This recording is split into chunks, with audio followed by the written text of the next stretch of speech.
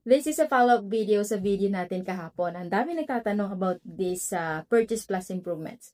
Okay, so ang Purchase Plus improvements ay para lang sa mga bibili pa lang ng bahay. Okay, kung may bahay ka na at gusto mong ipa-renovate, hindi mo na pwedeng gamitin ang Purchase Plus Improvements Mortgage. Instead, may dalawang options ka.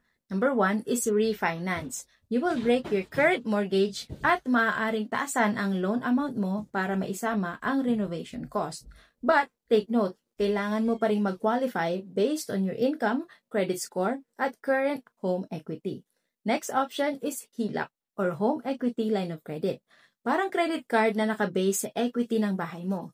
Flexible siya and you can access the funds whenever you want. Pero again, you will need to qualify. Lenders will check your credit, income, at kung gaano nakaulit kalaki ang equity mo sa bahay.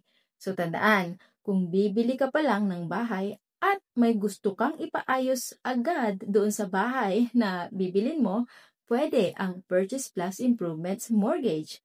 Pero kung homeowner ka na, refinance or HELOC ang daan para sa renovation dreams mo. As long as you qualify. Hope that helps!